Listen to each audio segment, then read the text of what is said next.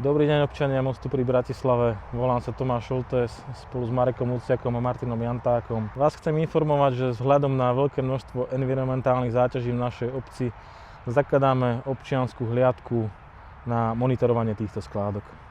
Cieľom tejto iniciatívy je chrániť životné prostredie v našej obci Most pri Bratislave. Ďakujeme.